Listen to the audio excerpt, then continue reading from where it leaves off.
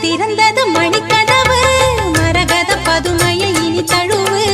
இடையில விழுந்தது இளமனசு இருக்கிற சுகம் அது பல தினசு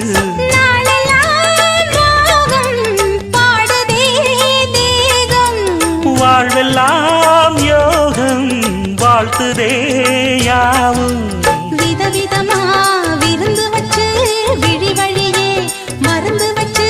விரத்தோட அதில் பல சுகம் வரும் பொழுதாச்சு காட்டுக்குயில் பாட்டு சொல்ல